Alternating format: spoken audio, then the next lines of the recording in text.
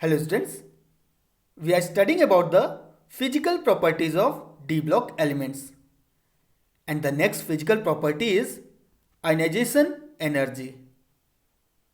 Students, d block elements have generally lower ionization energy than p block elements and higher ionization energy than s block elements.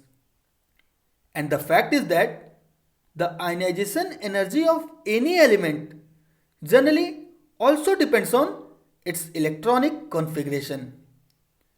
और बच्चों इसी fact पर ढेर सारे questions पूछे जाते हैं।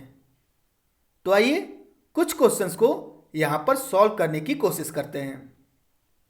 So first question is why the first ionization energy of zinc, cadmium and mercury is higher than expected. तो चलिए इस क्वेश्चन को पहले जिंक के रेस्पेक्ट में सॉल्व करते हैं। तो देखिए बच्चों, जिंक के अंदर से जब हम लोग फर्स्ट इलेक्ट्रॉन निकालेंगे तो उस प्रोसेस में जितना भी एनर्जी यूज होगा उसी को हम लोग जिंक का फर्स्ट आयनाइजेशन एनर्जी बोलते हैं, जिसको यहां पर मैं IE1 से रिप्रेजेंट कर रहा हूं।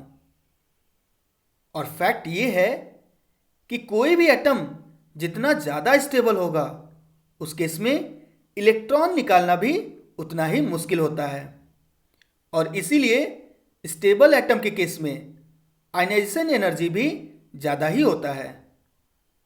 और यहाँ पर तो हम लोग बात कर रहे हैं जिंक की, जिसके पास ऑलरेडी एक स्टेबल फुलफिल्ड कॉन्फ़िगरेशन है, that is 4s2 3d10।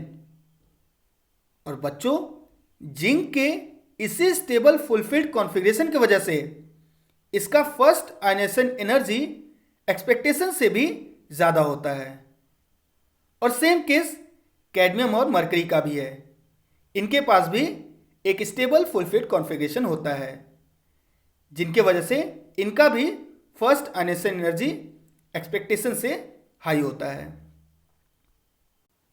Our next question is why the first ionization energy of chromium and copper is lower than its second ionization energy। बच्चों यहां पर आपसे पूछा जा रहा है कि क्रोमियम और कॉपर के केस में इनका जो फर्स्ट आयनाइजेशन एनर्जी होता है वो इनके सेकेंड आयनाइजेशन एनर्जी से कम क्यों होता है। तो चलिए इसको सॉल्व कर लेते हैं। पहले क्रोमियम के लिए, तो बच्चों क्रोमियम का इलेक्ट्रॉनिक कॉन्फ़िगरेशन है 4s1 3d5, और जब हम इसमें से एक इलेक्ट्रॉन को रिमूव करते हैं तो 4s वाला एक इलेक्ट्रॉन निकल जाता है, जिससे क्रोमियम प्लस का कॉन्फ़िगरेशन हो जाता है 4s0 3d5। इसे आप केवल 3d5 भी लिख सकते हो। और सिंस यहां पर क्रोमियम और क्रोमियम प्लस दोनों का ही कॉन्फ़िगरेशन हाफ फील्ड स्टेबलाइज है, इसलिए इस प्रोसेस में बहुत ज़्यादा एनर्जी की जरूरत नहीं होती। लेकिन जब हम इसमें से एक और इलेक्ट्रॉन को रिमूव करते हैं, दैट इज सेकेंड इलेक्ट्रॉन, तो यहां पर कॉन्फ़िगरेशन चेंज होता है 3d5 टू 3d4। और हम लोग तो जानते ही हैं कि 3d4 के कंपैरिजन में 3d5 वाला कॉन्फ़िगरेशन ज़्यादा स्टेबल होता है, क्योंकि ये हाफ फील्ड है। तो बच्चों यही रीज़न है कि क्रोमियम के केस में फर्स्ट इलेक्ट्रॉन के कंपैरिजन में सेकेंड इलेक्ट्रॉन निकालना ज़्यादा डिफिकल्ट होता है, जिसके कारण इसका सेकेंड आयनाइजेशन एनर्जी फर्स्ट के कंपैरिजन में ज़्यादा होता है। और सेम केस कॉपर का भी है। तो देखिए कॉपर का इलेक्ट्रॉनिक कॉन्फ़िगरेशन होता है 4s1 3d10, और जब हम इसमें से एक इलेक्ट्रॉन को रिमूव करते हैं तो इसका कॉन्फ़िगरेशन हो जाता है 4s0 3d10। 4s का एक इलेक्ट्रॉन निकल जाता है। तो बच्चों यहां पर भी ये दोनों ही कॉन्फ़िगरेशन फुलफिल्ड स्टेबलाइज हैं, इसलिए इस प्रोसेस में बहुत ज़्यादा एनर्जी देने की जरूरत नहीं पड़ती। लेकिन जब हम इसमें से एक और इलेक्ट्रॉन को रिमूव करते हैं, दैट इज सेकेंड इलेक्ट्रॉन, तो यहां पर कॉन्फ़िगरेशन चेंज होता है 3d10 टू 3d9।